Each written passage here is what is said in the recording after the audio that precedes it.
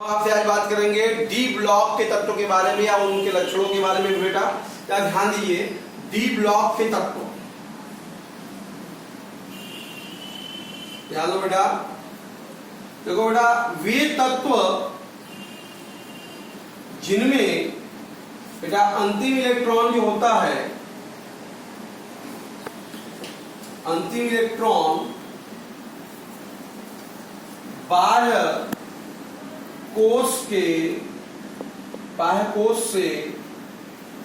पिछले बेटा पिछले कोश के डी ऑर्बिटल में प्रवेश करता है,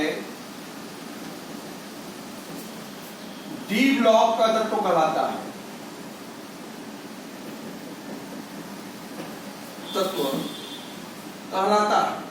ठीक है बेटा। तो वे तत्व जो जिनका अंतिम इलेक्ट्रॉन क्या करेगा, बाहर से पिछला वाला जो कोश होगा उसके डी ऑर्बिटल में जहां एंट्री करेगा, ऐसे तत्व हमारे क्या कहलाते हैं बेटा, डी ब्लॉक तत्व कहलाते हैं। अच्छा ध्यान दीजिएगा बेटा, दीर्घाकार आवर्त सारणी में बेटा एस ब्लॉक व पी ब्लॉक के मध्य बेटा स्थित 10 ऊर्ध्वाधर स्तंभों में क्रमशः बेटा 3 3rd B 4 4B बेटा 5 5B 6 बेटा 6B 7 बेटा 7D 8 9 8 10 8 11 फर्स्ट B और 12 सेकेंड B बेटा के जो तत्व हैं वो बेटा डी ब्लॉक के तत्व कहलाते हैं बेटा। ये हमारे जो 3rd है 4 है 5 है, sorry 3rd B 4B 5B 6B 7B 8 first B second B तत्व हैं जो हमारे वो डी ब्लॉक के तत्व कहलाते हैं बेटा। क्लियर है। देखो बेटा, डी ब्लॉक के तत्व हैं हमारे, डी ब्लॉक के जो तत्व हैं ये संक्रमण तत्व कहलाते हैं, संक्रमण तत्व कहे जाते हैं क्योंकि बेटा ये प्रबल धन विद्युती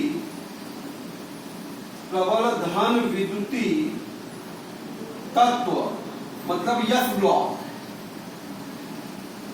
व बेटा कम धन विद्युती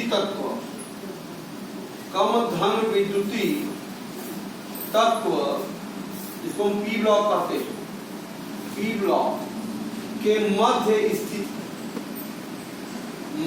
स्थित होते हैं, इसलिए बेटा हम इसको क्या कहते हैं, संक्रमण तत्व ट्रांजिशन एलिमेंट के नाम से इनको बेटा हम लोग जानते हैं। इसी प्रकार से बेटा ध्यान दो बेटा, डी ब्लॉक के तत्व जो होते हैं,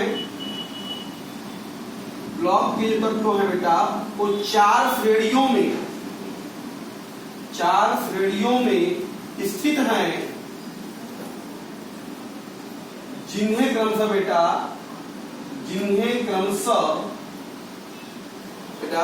4 श्रेणियों में स्थित है, जिन्हें क्रमशः बेटा 3D श्रेणी बेटा 4D श्रेणी 5D श्रेणी व 6D श्रेणी के तत्व होते हैं। ठीक है, ये डी ब्लॉक है। 3D श्रेणी की बात करेंगे बेटा, चौथे आवर्त में स्थित होता है, 4D श्रेणी 5वें आवर्त में, 5D श्रेणी जो है 6वें आवर्त में और 6D श्रेणी जो है 7वें आवर्त में स्थित होता है बेटा।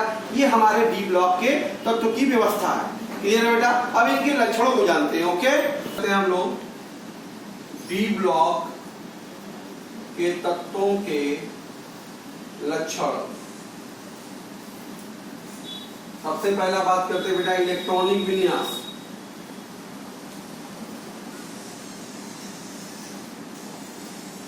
इलेक्ट्रॉनिक विन्यास देखो बेटा, डी ब्लॉक के तत्वों के बेटा बाह्य कोश का जो इलेक्ट्रॉनिक विन्यास है बेटा, विन्यास बेटा वो NS 1 to 2 या बेटा NS 0 या 1 to 2 यही कर सकते हैं हम, NS 1 या NS 2 या NS 0 होता है, जबकि बेटा पिछले कोष का जो इलेक्ट्रॉनिक विन्यास है इनका, इलेक्ट्रॉनिक विन्यास बेटा वो N-1 S2, N-1 P6, N-1 D 1 to 10 होता है, 1 to 10 होता है।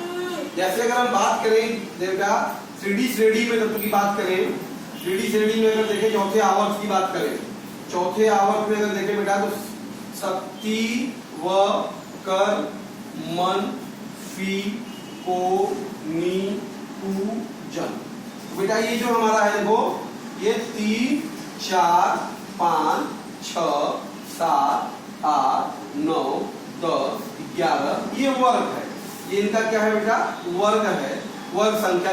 इस वर्ग के एक 3D श्रेणी तत्व है बेटा, इस श्रेणी तत्व है बेटा, ये हमारे 3D श्रेणी के तत्व हैं। ये 3rd B है, ये 4th B का है, ये 5th B का है, ये 6th B का है, ये 7th B का है, ये बेटा 8 का है, ये भी 8 का है, ये भी 8 का है, ये 1st B है और बेटा ये 2nd B है, ठीक है, ये 2nd B। अगर परमाणु क्रमांक देखें बेटा, अगर हम इसका 21, ये 22, ये 23, ये 24, ये 25, ये 26, ये 27, 28, 29, 30, ये है बेटा इलेक्ट्रॉनिक विन्यास की। जहां तक बात है इनकी इलेक्ट्रॉनिक विन्यास की बेटा, ये देखो ध्यान दो, इसका क्या होगा, आर्गन होगा बेटा, ये होगा 4s2 3d1, 4s2 3d1। ऐसा बेटा क्या होगा, आर्गन 4s2 3d2, इसका बेटा आर्गन 4s2 3d3, इसका बेटा argon 4s1 3d5 stability factor है, ठीक है, बताएगा था आपको। इसका बेटा आर्गन 4s2 3d5, इसका बेटा आर्गन 4s2 3d6, इसका बेटा आर्गन 4s2 3d7, इसका बेटा आर्गन 4s2 3d8, कॉपर का बेटा आर्गन 4s1 3d10, और इसी प्रकार जिंक का बेटा ये आर्गन 4s2 3d10। तो इस तरीके से हम देख रहे हैं 3D श्रेणी तत्वों का इलेक्ट्रॉनिक विन्यास। अब आप देख रहे हैं ना कि देखो बाह्य कोश का क्या है, NS1 या देखो 1 या 2, 1s, कुछ आगे बढ़ेंगे तो 0 भी आपको देखने को मिलेगा बेटा, ठीक है। और उसी प्रकार से यहाँ पे हम देख रहे हैं, और पिछले कोर्स का अगर देखा जा रहा है तो देखो यहाँ पे N-1 S2 P6 इसमें है, और D1 D2 D3 D5 D6 D7 D8 इस तरह से इनका पिछले कोर्स का इलेक्ट्रॉनिक विन्यास हमको दिख सकते हैं बेटा, क्लियर है। आक्सीकरण अवस्था, ध्यान दीजिए, डी ब्लॉक तत्व होते हैं ये परिवर्तित आक्सीकरण अवस्था को प्रदर्शित करते हैं। उसका कारण क्या है बेटा, क्योंकि जो डी ब्लॉक में है इनका बाह्य कोश का NS ऑर्बिटल और पिछला कोश का बेटा N-1 D ऑर्बिटल दोनों ही रासायनिक बंध बनाने में भाग लेते हैं। इस वजह से हम कहते हैं कि डी ब्लॉक तत्व जो होते हैं बेटा ये परिवर्तित आक्सीकरण अवस्था प्रदर्शित करते हैं। और इसमें खास तौर बात की बेटा, दो एक ही तत्व के दो लगातार जो ऑक्सीकरण अवस्थाएं होती हैं, उत्तरोत्तर ऑक्सीकरण अवस्थाओं में बेटा हम पाते हैं कितने यूनिट का अंतर होता है, 1 यूनिट का अंतर होता है यहाँ पे डी ब्लॉक में। जैसे आप देखते होंगे बेटा फेरस आयन और फेरिक आयन, बेटा क्यूप्रस आयन और क्यूप्रिक, देखिए +2 +3 +1 +2, एक यूनिट का अक्सर अंतर हमको देखने को मिलता है। उसी प्रकार संयोजकता बेटा, डी ब्लॉक के तत्व भी जो होते हैं बेटा परिवर्तित संयोजकता प्रदर्शित करते हैं बेटा। जैसे हम बात करते हैं, देखो Mn, Mn2+, Mn3+, Mn4+, Mn5+, Mn7। Manganese एक ऐसा तत्व है बेटा सबसे अधिकतम ऑक्सीकरण अवस्था +7 का प्रदर्शित करता है बेटा। धात्विक प्रकृति की बात करते हैं तो डी ब्लॉक में उपस्थित सभी तत्व हमारे बेटा जो होते हैं वो धातु होते हैं। उसका कारण क्या है, क्योंकि इनके बाह्य कोश में केवल 1 या 2 इलेक्ट्रॉन होता है और जो पिछला संयोजी कोश होता है वो संयोजी कोश में रिक्त ऑर्बिटल भी पाए जाते हैं। इस कारण से डी ब्लॉक में जो तत्व है बेटा वो धातु होते हैं। दूसरी खास बात यह है बेटा, संक्रमण धातुओं में जब निविड़ संकुलन करते हैं तो निविड़ संकुलन में बेटा s ऑर्बिटल के इलेक्ट्रॉन के साथ साथ d ऑर्बिटल के भी इलेक्ट्रॉन भाग लेते हैं, जिसके कारण इनके बीच में मजबूत धात्विक बंध बनता है। जबकि आप देख रहे थे s ब्लॉक के निविड़ संकुलन में कमजोर खाली s इलेक्ट्रॉन था, इसलिए उसका निविड़ संकुलन का जो मेटेलिक बॉन्ड था वो कमजोर था, इसलिए वो कोमल मुलायम हुआ करते थे, नीचे गलनांक के हुआ करते थे। जबकि डी ब्लॉक में ऐसा नहीं है, यहाँ पे डी इलेक्ट्रॉन भी पार्टिसिपेट कर रहा है निविड़ संकुलन में, अयस इलेक्ट्रॉन तो है ही, जिसके कारण इनका निविड़ संकुलन क्या होगा, क्लोज पैकिंग मजबूत होगा, स्ट्रांग होगा। इस वजह से इनके बीच में प्रबल धात्विक बंध बनता है। तो प्रबल धात्विक बंध के कारण बेटा डी ब्लॉक तो होते हैं वो सामान्यतः कठोर होते हैं, बात समझ में आ रहा है, और इनका गलनांक वगैरह भी क्या होता है, उच्च होता है। लेकिन हम पाते हैं कुछ तत्व हमारे ऐसे भी हैं बेटा जो जैसे आपके कैडमियम है, जिंक है, ये सब हमारे निम्न गलनांक के धातु हैं। जैसे इसी में मरकरी भी पाया जाता है बेटा, जो कि क्या है, एक प्रकार का द्रव धातु होता है बेटा। क्लियर है? हमारा है रंगीन आयन और रंगीन यौगिक बनाने की प्रवृत्ति।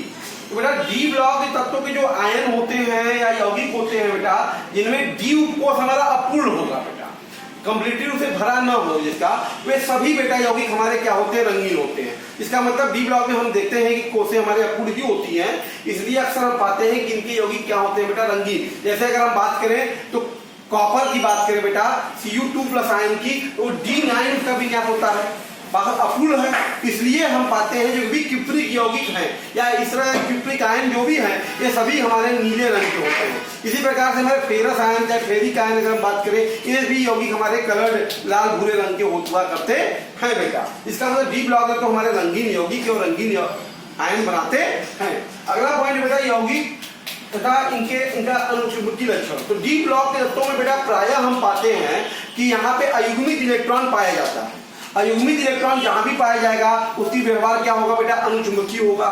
इसीलिए डी ब्लॉक के तत्व या आयन जो है इनके यौगिक जो होंगे वो प्रायः हमारे किस व्यवहार के होते हैं बेटा, अनुचुंबकीय पैरामैग्नेटिक कैरेक्टर के होते हैं, क्योंकि इनमें अयुग्मित अनपेयर्ड इलेक्ट्रॉन उपस्थित होता है बेटा। उत्प्रेरक गुण देखिए बेटा डी ब्लॉक के तत्वों की संयोजकता क्या होती है, परिवर्तित होती है। इस कारण से इनमें उत्प्रेरक का गुण पाया जाता है, कैटालिटिक बिहेवियर पाया जाता है। जैसे हम देखते कई एग्जांपल देते थे, अमोनिया के निर्माण का जो हैबर विधि है बेटा, यहाँ पे नाइट्रोजन और हाइड्रोजन आपस सहयोग करके अमोनिया निर्माण करते हैं। यहाँ पे सूक्ष्म विभाजित आयरन का उत्प्रेरक के रूप में प्रयोग किया जाता है बेटा। यहाँ आयरन डी ब्लॉक धातु उत्प्रेरक का कार्य कर रहा है। उसी प्रकार से बेटा सल्फ्यूरिक अम्ल के संपर्क के निर्माण की विधि में कॉन्टेक्ट प्रोसेस में जब हम लोग देखते हैं, जब इंटरमीडिएट रिएक्शन है ये, तो आप ये sulphur dioxide, sulphur dioxide, sulphur trioxide, SO3 है ये, सल्फर ट्राइऑक्साइड का निर्माण करते हैं बेटा। वेनेडियम पेंटाऑक्साइड वहां पर एक प्रकार डी ब्लॉक तत्व का क्या है, कंपाउंड है, यौगिक है। वेनेडियम पेंटाऑक्साइड उत्प्रेरक के रूप में यहाँ इसका प्रयोग किया जाता है। तो हम देख रहे हैं कि डी ब्लॉक के तत्व है या यौगिक है, उनका प्रयोग हम लोग कहाँ करते हैं बेटा, उत्प्रेरक के रूप में करते हैं। अगली प्रॉपर्टी देखा जाए बेटा तो अनिश्चित अनुपात की यौगिक बनाने की प्रवृत्ति। ये है क्या है, क्यों में निश्चित अनुपात बेटा, देखो जिन यौगिकों में बेटा तत्वों का जो अनुपात है, इसका मेट्रिक जो रेशियो है बेटा वो निश्चित ना हो, अनुपात निश्चित नहीं होता, उसे अनिश्चित अनुपात का यौगिक कहते हैं। अनिश्चित प्रकार के अनुपात के यौगिकों में बेटा इनका रासायनिक संगठन जो होता है वो स्थिर नहीं होता, बल्कि परिवर्तित होता रहता है बेटा, ध्यान दीजिए। तथा ये जो यौगिक होते हैं ये संयोजकता के सामान्य नियम का पालन नहीं करते हैं। बात समझ में आ रहा है? जैसे हम बात करें फेरस ऑक्साइड की बात करें बेटा, तो इसका अध्ययन करने में पाया गया एक्चुअल फेरस ऑक्साइड Fe.95 से O1.00 से Fe1.00 के मध्य में परिवर्तित होता रहता है, इनके बीच का है। लेकिन सुविधा के लिए हम लोग FeO भले लिखते हैं, लेकिन एक्चुअल में फेरस ऑक्साइड जो है वो Fe0.95 O1.00 से Fe1.00 O1.00 के बीच में क्या करता रहता है, वाइब्रेट करता रहता है। इसलिए अनिश्चित अनुपात का एक प्रकार का यौगिक है फेरस ऑक्साइड। उसी के अनुसार से बेटा हमारे पास और भी VSC.98, VSC1.2, VSC1.6 आदि अनिश्चित प्रकार अनुपात के यौगिक हैं। तो डी ब्लॉक के तत्व अनिश्चित अनुपात के यौगिक बनाते हैं, क्यों? क्योंकि इनके अंदर भी परिवर्तित विविधता पाई जाती है, इस वजह से ये बेटा अनिश्चित अनुपात के यौगिक बना लेते हैं बेटा। क्लियर है? ओके।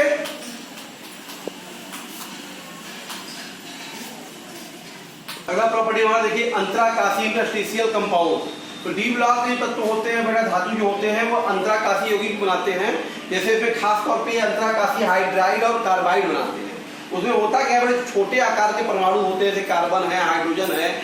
ये एक्चुअल में संक्रमण धातुओं का जालक होता है, वहां पर जाकर स्थित हो जाते हैं, जिसके कारण ये हमारा अंतराकाशीय यौगिक को हमारा कहलाता है बेटा। क्लियर है?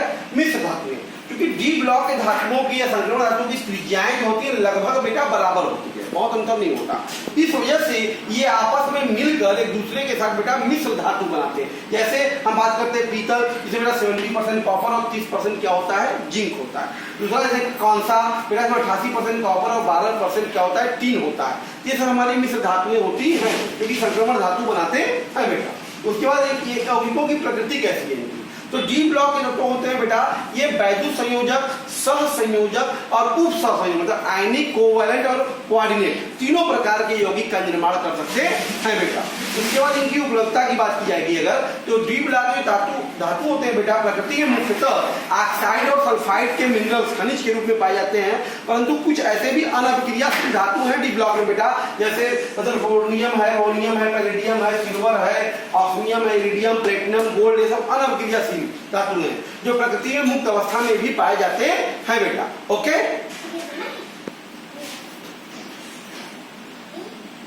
है यह ब्लॉक के तत्व बेटा। तो यह ब्लॉक के तत्व एक्चुअल में है क्या बेटा, जिन तत्वों में बेटा N-2 द पिछले बाह्य कोश से दो पिछला जो कोश होगा हमारा N-2 F ऑर्बिटल में अगर बेटा इलेक्ट्रॉन प्रवेश करता है तो उसे हम लोग क्या करते हैं बेटा, F ब्लॉक के तत्व कहते हैं बेटा। बात समझ में आ रहा? F ब्लॉक के तत्व जो बेटा है हमारे आंतरिक संक्रमण तत्व कहलाते हैं। क्या है बेटा? आंतरिक, क्योंकि संक्रमण तत्वों के बीच में स्थित है।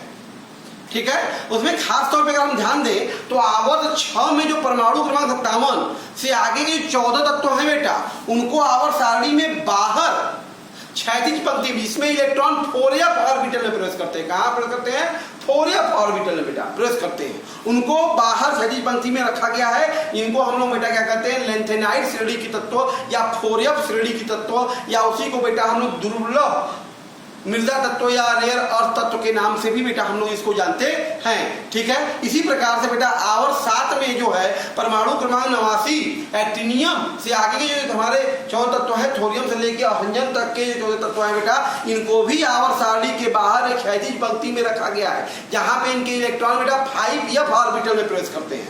कहां प्रवेश करते हैं? 5f ऑर्बिटल में प्रवेश करते हैं बेटा। इस कारण से इनको हम लोग एक्टिनाइड श्रेणी की तत्व या 5f श्रेणी की तत्व भी कहते हैं बेटा। क्लियर है? अब ये इनका लक्षण देखते हैं। ओके, बात करते हैं या ब्लॉक के तत्वों के लक्षणों के बारे में। सबसे पहले बात करते हैं बेटा इनका इलेक्ट्रॉनिक विन्यास। देखो बेटा यह ब्लॉक के तत्वों का जो समान इलेक्ट्रॉनिक विन्यास होता है, ध्यान दीजिए बेटा, N-2 to 14 बात समझ में, और N-1 D 0 to 1, 0 से 0 या एक ही इलेक्ट्रॉन रहेगा बेटा d ऑर्बिटल में, और N-2 होता है। इसका मतलब इसके d ऑर्बिटल, इसका जो बाह्य कोश क्या होता है बेटा, N-2 F 1 to 14 N-1 D 0 या 1 होगा बेटा, NS2 होता है। इनके बाह्य कोश का इलेक्ट्रॉनिक विन्यास होता है समान इलेक्ट्रॉनिक विन्यास। क्लियर बेटा? ऑक्सीकरण अवस्था यह ब्लॉक तो होते बेटा, वो भी परिवर्तित ऑक्सीकरण अवस्था को ही प्रदर्शित करते हैं। ठीक है? लेकिन इनकी सामान्य ऑक्सीकरण अवस्था जो होती है +3 होती है, तो सबसे अधिक ये +3 ऑक्सीकरण अवस्था के यौगिक बनाते हैं बेटा। बात समझ में आ रहा है? 4f0, 4f7 और 4f14 वाला जो भी विन्यास होगा इनका, वो सबसे अधिक क्या होता है, स्थायी विन्यास होता है बेटा। क्लियर है। लेंथेनाइडो ये जो होते हैं बेटा अपेक्षाकृत अधिक स्थायी होते हैं। लेंथेनाइडो की तुलना में बेटा एक्टिनाइड जो होता है वो अधिक संख्या में ऑक्सीकरण अवस्था को प्रदर्शित करता है बेटा। क्लियर। रासायनिक गुणधर्म, चूंकि हम रासायनिक गुण की बात करते हैं तो देखते हैं बेटा इनका बाह्य कोष, बात समझ में आ रहा है? बाह्य कोष जो यह ब्लॉक का होता है लगभग समान होता है। ये बाह्य कोष एक्चुअली NH2 है, ये सब बाहरी कक्षाएं लगभग समान है, एक जैसी है। तो बाह्य कोष लगभग समान होने के कारण बेटा इनका रासायनिक गुण जो होता है लगभग समान होता है। इस कारण से हम चाहें कि इनको रासायनिक विधि के द्वारा इनका पृथक्करण सेपरेशन कर ले, मिश्रण से तो नहीं कर सकते, क्योंकि रासायनिक गुण इनका क्या होता है लगभग समान होता है, इसलिए रासायनिक विधियों के द्वारा इनका पृथक्करण हम नहीं किया कर सकते हैं बेटा। क्लियर। रंग, बात समझा? ये जो यौगिक होते हैं बेटा ये रंगीन होते हैं, इनके आयन और यौगिक प्राय रंगीन होते हैं, क्योंकि आप देख रहे हैं ऑर्बिटल इनके अपूर्ण है। ठीक है। ये अनुचुंबकीय होते हैं व्यवहार में, क्योंकि आप देख रहे हैं यहाँ पे अयुग्मिक इलेक्ट्रॉन आपके सामने देख रहे हैं उपस्थित हुए, इसलिए क्या होंगे प्रकृति में बेटा क्या होंगे पैरामैग्नेटिक नेचर के ही होंगे। धात्विक गुण, ये सभी तत्व जो होते हैं बेटा धातु होते हैं, उसका कारण आप देख रहे हैं, और धातु होते हैं और कैसा युग्म बनाते हैं बेटा वैद्युत संयोजक यौगिक, हमें ब्लॉक के जो होते हैं आयनिक बॉन्ड आयनिक कंपाउंड बनाते हैं बेटा। उसका कारण क्या है, इसमें इनका जो धनावेश इन पर बहुत उच्च होता है, यह ब्लॉक के तत्वों पर बेटा धनावेश जो होता है बहुत उच्च होता है, और दूसरी बात इनकी त्रिज्या जो होती है बहुत छोटी होती है, और इसके अंदर सिर्फ डी ऑर्बिटल उपस्थित होते हैं, इसके कारण से बेटा ये सब क्या है हमारे धातु होते हैं बेटा। उसके बाद अगर बात करते हैं संकर आयन बनाने की बात है, तो संकर आयन की बात वही है, क्योंकि परिवर्तित ऑक्सीकरण अवस्था शो करते हैं, कुछ धनावेश है इसमें, बात समझ में आ रहा है? इस कारण से परिवर्तित संकर आयन बनाते हैं। ये अक्सर उप सहसंयोजक यौगिकों में बेटा अधिकतम 6 से लेकर 12 तक की उप सहसंयोजक संख्या प्रदर्शित करते हैं, जो कि उच्चतम ऑक्सीकरण इसकी कोऑर्डिनेशन वैल्यू होती है 6 से 12 तक की उप संख्या को ये प्रदर्शित करते हैं। कौन बेटा? यह ब्लॉक के एलिमेंट है। क्लियर है।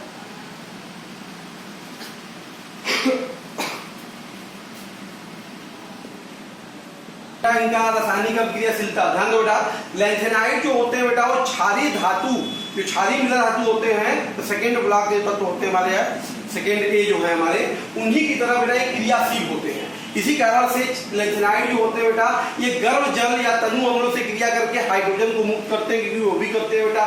ये तो आसानी से हाइड्रोजन के साथ क्रिया करके हाइड्राइड, कार्बन के साथ कार्बाइड, बेटा हाइड्रोजन के साथ हाइलाइड बनाते हैं। क्लियर है बेटा। इनका जो ऑक्साइड होता है बेटा वो M2O3, और इनका हाइड्रोक्साइड जो होता है M या OH का थ्राइस बहुत स्थायी होता है। बात समझ में आ रहा है। लेंथेनाइड जो होते हैं बेटा इनके फ्लोराइड और ऑक्जेलेट जो होते हैं जल में अविलीय होते हैं, जबकि लेंथेनाइडों के क्लोराइड जो होते हैं बेटा जल में घुलनशील होते हैं।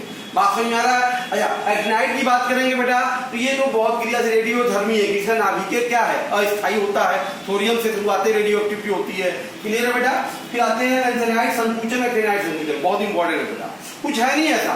देखो बेटा लेंथेनाइड श्रेणी में जैसे ही हम आगे बढ़ते हैं परमाणु क्रमांक बढ़ने के साथ, ठीक है, उसमें हम पाते हैं कि परमाणु क्रमांक बढ़ने के बाद उनके परमाणु त्रिज्या या आयनिक त्रिज्या में लगातार समग्र कमी होती रहती है।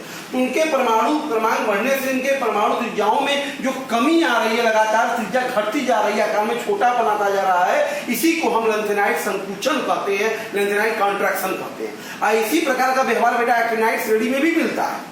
इस एक्टिनाइड श्रेणी में भी जब परमाणु क्रमांक बढ़ने का आगे बढ़ते हैं तो वहां पर भी उनकी आकार में जो होती है लगातार घटती जाती है, त्रिज्या घटती जाती है। इसे एक्टिनाइड हम संकुचन का नाम देते हैं। उसका कारण क्या है बेटा? उसका कारण यह है लेंथेनाइड और एक्टिनाइड संकुचन का जो 4f और 5f ऑर्बिटल उसका स्क्रीनिंग इफेक्ट जो होता है बहुत कम होता है, इस वीक होता है। बात समझ में 4f और 5f ऑर्बिटल का जो परीक्षण प्रभाव जो होता है बेटा वो क्या होता है स्क्रीनिंग इफेक्ट, जिसे पता है कि आपको बताया जाएगा आपको स्क्रीनिंग इफेक्ट के बारे में, वो बहुत वीक होता है, जिसके कारण ये त्रिज्या क्या होती है बेटा घटती जाती है। क्लियर है बेटा। फिर बात करते हैं उपलब्धता, ये क्या अवेलेबिलिटी है। तो प्रकृति में बात करें तो बेटा लेंथेनाइड तत्व बहुत कम मात्रा में पाए जाते हैं, इसी कारण से तो इनको बेटा हम रेयर अर्थ तत्व दुर्बल मृदा धातु के नाम से जानते हैं या दुर्बल मृदा तत्व के नाम से जानते हैं। फिर भी इनके अयस्क लेंथेनाइड की बात की जाए बेटा तो लेंथेनाइड के जो मुख्य अयस्क है प्रकृति में मोनाजाइट, सेराइट, आर्थाइट, गैडोलिनाइट, इस तरह के अयस्क भी प्रकृति में पाए जाते हैं। भाषा में मोनाजाइट एक रेत होता है जो प्रकृति में काफी पाया जाता है। ये इस तरह की अवस्थाएं हैं। तो इस तरह से आज हम आपसे बेटा डी ब्लॉक के तत्व और एफ ब्लॉक के तत्वों के बारे में चर्चा और उनके लक्षणों की चर्चा कर रहे थे बेटा।